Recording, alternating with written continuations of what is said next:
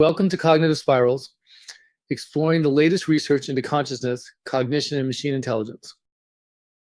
Hey everyone, glad to be back diving into the exciting, and sometimes terrifying, world of AI. Excited to get started. Always interesting to see where the field is headed and whether it's heading in the right direction. Ready to unravel some ideas. I'm always up for a good brain-bending discussion. So today's topic is understanding perception and reasoning through model merging. I think this is really crucial, especially when we consider the limitations of current AI approaches. Model merging, that's a broad term, but I assume we're talking about combining different AI architectures like, say, neural networks with something more symbolic. Exactly. The idea is that neither neural networks nor symbolic AI alone can truly capture the complexity of human intelligence. Neural nets are great at pattern recognition, but terrible at abstract reasoning. Symbolic AI is the opposite. Yeah, it's like neural networks are amazing at seeing that something is there, but they don't understand where it is in relation to other things, or how that relationship changes over time. That's where symbolic and spatial reasoning need to come in. I get it. So the holy grail here is to create a system that can both see and understand in a way that's more aligned with how humans do it. But how do we actually go about merging these models? It's not like you can just duct tape a neural net to a theorem prover. That's the million-dollar question. There are a few different approaches. One is to use neural networks to generate symbolic representations. So the neural net processes raw sensory input and then outputs a set of symbols that a symbolic AI system can then reason about. Yeah, I've seen some of that. It's basically using neural networks as a fancy feature extractor. The problem is that that initial translation step can be a real bottleneck. If the neural net misses something crucial, the symbolic system is dead in the water. True, garbage in, garbage out, right? But even if the neural net does a perfect job of feature extraction, you're still left with the problem of how to design the symbolic system itself. What kind of symbols do you use? What kind of reasoning rules? It feels like we're just shifting the complexity from one place to another. And the symbol grounding problem rears its ugly head again. How do you make sure those symbols actually mean something, and aren't just meaningless tokens being manipulated according to some arbitrary rules? Exactly. Another approach is to try to embed symbolic knowledge into neural networks. You can do this by designing network architectures that reflect the structure of the symbolic knowledge, or by training the network with data that encodes symbolic relationships. That's interesting. So you're basically trying to bake the rules of reasoning directly into the network's connections? It's like giving the network a hint about how the world works. Yeah, but I wonder if that limits the network's ability to learn new things. If you hard-code too much knowledge into the architecture, it might become inflexible and unable to adapt to novel situations. It's the classic bias-variance trade-off, right? More bias, less variance, and vice versa. Finding the right balance is key. Right. And then there's the approach of using attention mechanisms to allow neural networks to selectively focus on relevant parts of the input. This can be seen as a kind of soft symbolic reasoning, where the network is implicitly deciding which symbols are most important for the task at hand. Attention is definitely a powerful tool. It allows the network to focus on the important stuff and ignore the noise. But it's still just a statistical trick, isn't it? It doesn't really provide any guarantees about the correctness of the reasoning. That's exactly my point. It's just pattern matching on steroids. You might get the right answer most of the time, but you have no idea why you got the right answer. And that's a huge problem when you're dealing with safety critical applications like self-driving cars or medical diagnosis. Plus, attention mechanisms still operate in a relatively static space. They don't account for the dynamic nature of real-world interactions. You need something that can track objects and their relationships as they move through space and time. So let's bring this back to the real world. What are some examples of problems where model merging could really make a difference? Well, robotics is an obvious one. You need a robot to be able to perceive its environment, understand the relationships between objects, and plan a sequence of actions to achieve a goal. That requires both perception and reasoning. I agree. And it's not just about recognizing objects. It's about understanding their affordances. What can you do with a particular object? Can you pick it up? Can you use it as a tool? That requires a deep understanding of the physical world. Absolutely. A robot needs to understand how to manipulate objects in different coordinate systems. If it's reaching for a cup, it needs to be able to transform its movements from its own internal coordinate system to the coordinate system of the cup. Another example is natural language understanding. We want AI systems that can not only understand the literal meaning of words, but also the underlying intent and context. That requires both pattern recognition and symbolic reasoning. Yeah, think about sarcasm.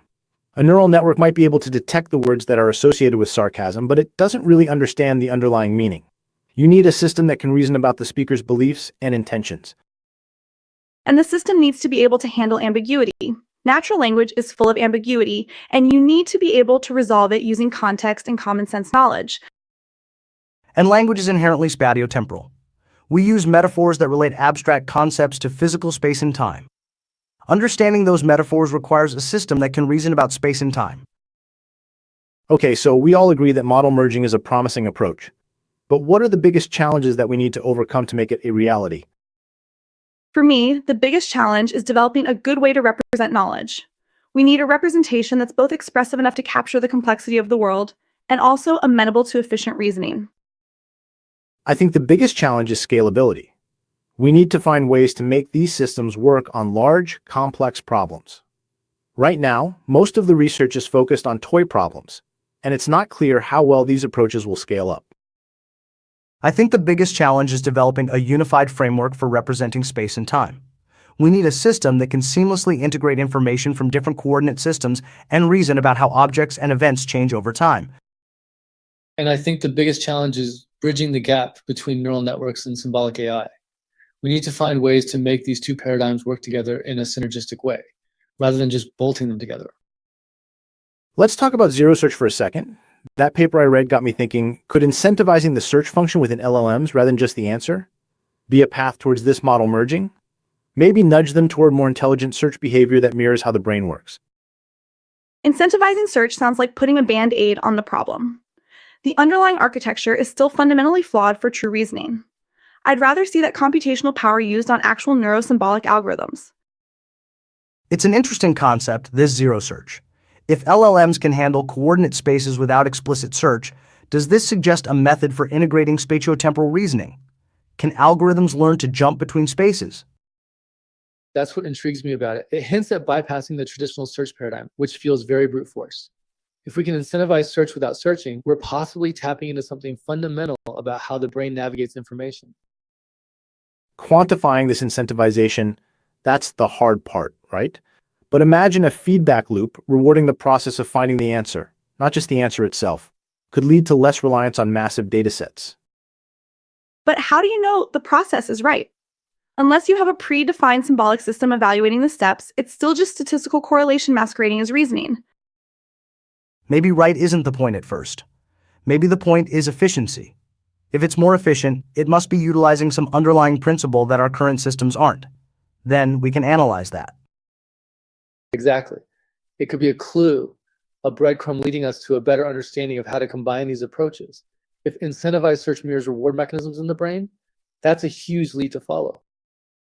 I agree. It could be a crucial piece for more efficient and directed learning, a departure from current deep learning's brute force nature. I still think we need to be careful about anthropomorphizing these systems. Just because something seems like human, like search, doesn't mean it actually is. Of course, we have to be rigorous. But dismissing it out of hand because it seems too good to be true is also a mistake. We need to investigate these leads and see where they take us. Speaking of research, let's talk about future directions. From your perspective, what's the most promising avenue for exploring model merging? I think we need to focus on understanding the scaling properties of different model merging approaches. How well do they scale to larger datasets and more complex problems? What are the computational bottlenecks? We need to develop better tools for analyzing and optimizing these systems. I think we need to focus on developing better knowledge representation schemes. We need a representation that's both expressive and amenable to efficient reasoning. I'm particularly interested in exploring graph-based representations and their application to common sense reasoning. I think we need to focus on developing a unified framework for representing space and time. We need a system that can seamlessly integrate information from different coordinate systems and reason about how objects and events change over time. I'm particularly interested in exploring the use of category theory and geometric algebra for this purpose. From my perspective, I think we need to explore ways to integrate reward signals, mimicking biological reward pathways into the search and learning processes of LLMs? Can we create a more biologically plausible reward function for LLM search that mirrors the reward signals in the human brain? This might allow us to incentivize more efficient and adaptable search capabilities without brute force methods. That's a great point. Connecting these systems more directly to neuroscience could be a game changer. It could, but we need to be careful not to oversimplify things. The brain is incredibly complex, and we're still far from understanding how it works. We need to avoid falling into the trap of thinking that we can just copy the brain and create AGI. I agree. But that doesn't mean we shouldn't be looking to the brain for inspiration. It's the only example we have of a truly intelligent system. Exactly. And by studying the brain, we can gain insights into the fundamental principles of intelligence. And that's what this is all about. Well, this has been a fascinating discussion. It's clear that model merging is a complex and challenging problem, but it's also one that's full of potential. Definitely. It's going to be interesting to see how this field evolves over the next few years. Indeed. I'm eager to see which of these paths will lead to the next big breakthrough. Thanks for joining us on Cognitive Spirals. We hope you enjoyed the discussion. Until next time.